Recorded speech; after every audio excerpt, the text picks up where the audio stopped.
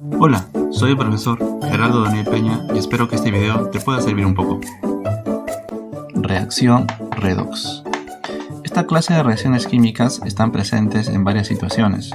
Por ejemplo, en la combustión de la gasolina, por ejemplo, en la oxidación de un metal. Incluso, cada vez que respiramos se lleva a cabo una reacción redox. Ahora, una característica importante de esta clase de reacciones es su capacidad de poder generar energía eléctrica, cosa que ha permitido la fabricación de baterías para teléfonos móviles. Ahora, para que una reacción química sea de tipo redox, la condición es que debe existir al menos un elemento en la reacción química que cambie de estado de oxidación al pasar desde el lado de los reactantes al lado de los productos. En este ejemplo tenemos en el lado de los reactantes el sulfuro de hidrógeno con el aluminio metálico y en el lado de los productos el sulfuro de aluminio más el hidrógeno molecular. A cada elemento su correspondiente estado de oxidación y empezaremos desde la izquierda. Como el hidrógeno está unido a un elemento no metálico como lo es el azufre, la regla dice que al hidrógeno le corresponde el estado de oxidación más 1. Ahora bien, si más 1 lo multiplicamos por 2 es igual a más 2, entonces significaría que el azufre tendría que tener estado de oxidación menos 2, porque de esa manera todo se hace 0. Como el aluminio no está unido a otro elemento distinto a él, le corresponde la carga 0. Muy distinto es en este caso. El aluminio está unido al azufre. Entonces, como el aluminio es del grupo 3A de la tabla periódica, le corresponde el valor de más 3. Ahora bien, son 2 aluminios, entonces la carga total sería más 6. Entonces, si esta parte es más 6, lo demás tendría que ser menos 6. Menos 6 repartidos en 3 azufres. Entonces cada azufre tendría que ser menos 2. De esa manera, todo es igual a 0. Finalmente el hidrógeno, como no está unido a un elemento que sea distinto a él, le corresponde la carga 0. Ahora, habíamos dicho que para que una reacción química pueda ser catalogada como una reacción de tipo redox, la condición es que debe haber al menos un elemento que cambie su estado de oxidación al pasar desde el lado de los reactantes al lado de los productos. Y eso es lo que está ocurriendo aquí. Por ejemplo, el hidrógeno en el lado de los reactantes tiene estado de oxidación más 1, pero en el lado de los productos su estado de oxidación es 0. Eso ya es suficiente para poder afirmar que esta reacción química es de tipo redox. Ahora, el término redox proviene de dos palabras. Una de ellas es reducción, y la otra es oxidación. ¿Qué significa esto? Significa que en una reacción de este tipo hay un reactante que se reduce y hay un reactante que se oxida. ¿Cómo saber cuál es el reactante que se reduce y cuál es el reactante que se oxida? Pues la respuesta está en el estado de oxidación. Si nosotros observamos que un reactante disminuye su estado de oxidación, entonces diremos que ese reactante se reduce. Mientras que, por el contrario, si vemos que un reactante incrementa su estado de oxidación, diremos que ese reactante se oxida. Muy bien. Ahora analizaremos qué es lo que ocurre con cada uno de los reactantes. Bien, con respecto al sulfuro de hidrógeno, vemos que el hidrógeno tiene estado de oxidación más 1, pero al final este elemento tiene estado de oxidación 0. Entonces, como el hidrógeno está pasando de un valor más 1 a un valor 0, vemos que el estado de oxidación está disminuyendo. Y anteriormente habíamos dicho que si el estado de oxidación disminuye, es porque el reactante se está reduciendo. Muy bien, entonces este detalle vamos a anotarlo aquí para no olvidarnos. Decimos entonces que este reactante se reduce. Ahora, con respecto al otro reactante, el aluminio tiene inicialmente estado de oxidación 0, pero al final, en el lado de los productos, es más 3. ¿Qué está pasando con este estado de oxidación? Está aumentando. Y si aumenta el estado de oxidación, ¿eso qué significa? Como habíamos dicho antes, si el estado de oxidación aumenta, es porque este reactante se está oxidando. Entonces ponemos aquí, se oxida. Muy bien. Bien, ahora toca identificar los nombres que adquieren cada reactante y cada producto en una reacción redox. Por ejemplo, si el sulfuro de hidrógeno se reduce, eso da lugar a que se forme el hidrógeno molecular, de manera que el hidrógeno molecular pasaría a llamarse forma reducida. El hidrógeno molecular pasa a llamarse forma reducida. Muy bien. Ahora, el aluminio metálico al oxidarse da lugar a que se forme el sulfuro de aluminio. Entonces, el sulfuro de aluminio pasa a llamarse forma oxidada. La forma oxidada. Muy bien. Debemos de tomar en cuenta que siempre que nos hablen de formas, va a tratarse de productos de la reacción redox. Bien. El nombre de los reactantes sería de la siguiente manera. Por ejemplo, si el sulfuro de hidrógeno se reduce, no se reduce por sí solo, se reduce porque se pone en contacto con el aluminio metálico. De manera que el aluminio, al ser el que provoca la reducción del sulfuro de hidrógeno, el aluminio pasa a llamarse reductor, o también conocido como agente reductor. Entonces, el aluminio metálico es un agente reductor porque provoca la reducción del sulfuro de hidrógeno. Y si el aluminio metálico es el agente reductor, ¿qué sería entonces el sulfuro de hidrógeno?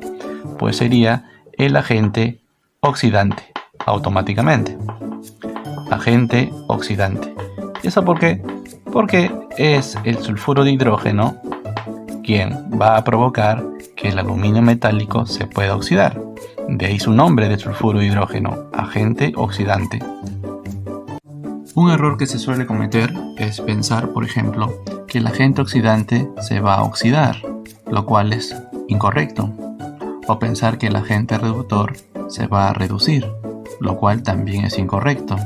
Lo correcto sería decir que el agente oxidante se reduce y el agente reductor se oxida.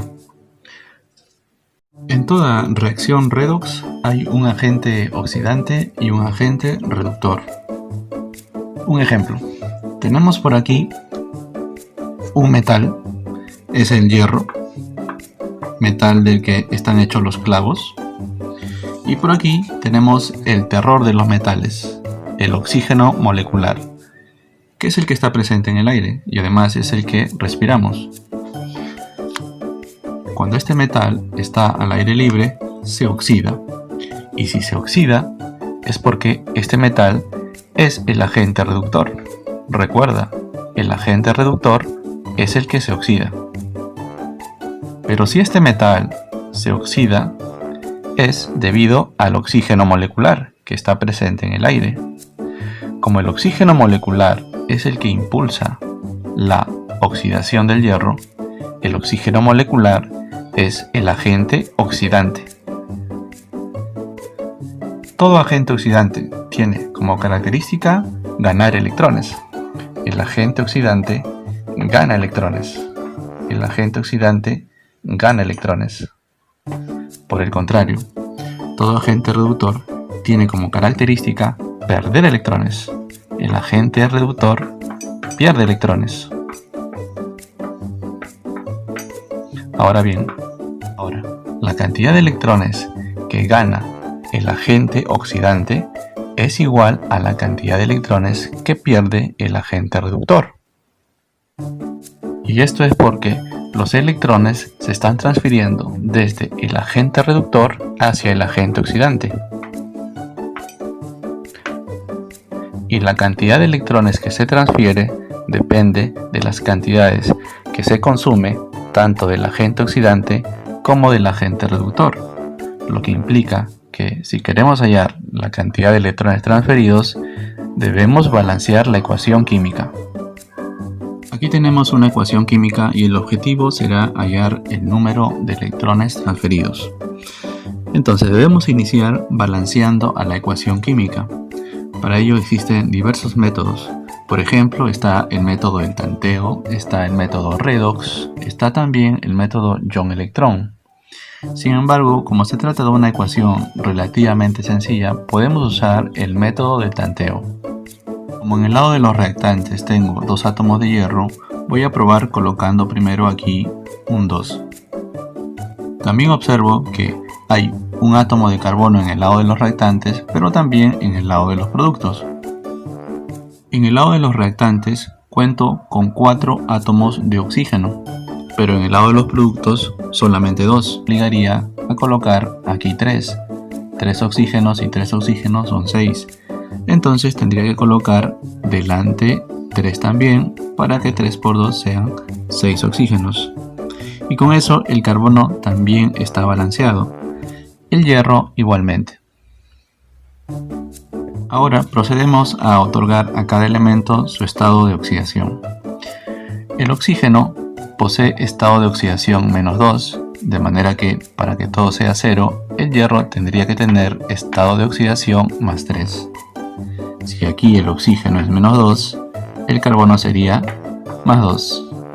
Si aquí el oxígeno es -2, el carbono sería +4. Finalmente, el hierro tendría que tener aquí carga nula.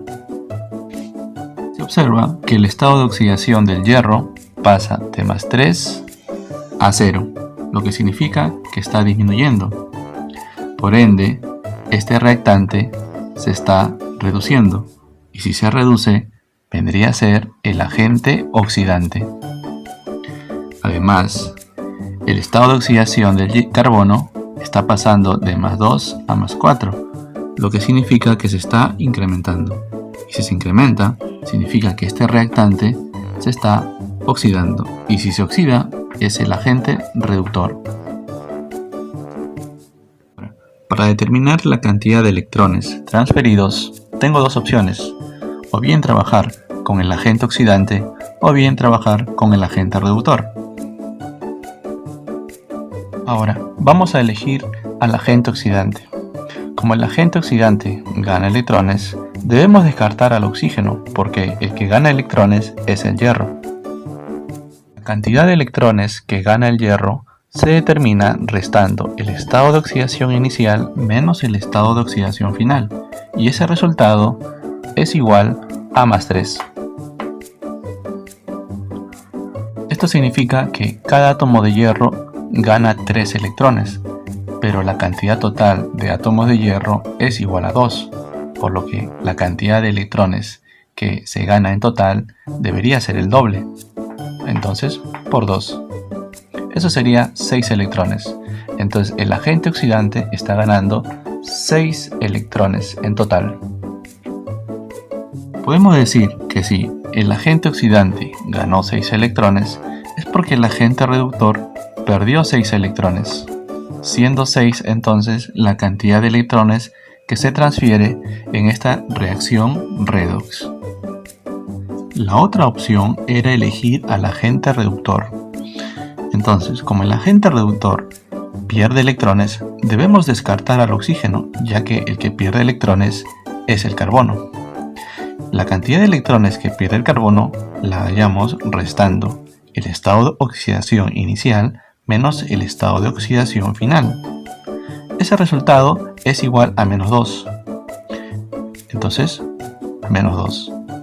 Esto significa que cada átomo de carbono pierde 2 electrones, pero la cantidad total de átomos de carbono es igual a 3, por lo que la cantidad total de electrones perdidos es el triple, o sea, igual a 6 electrones.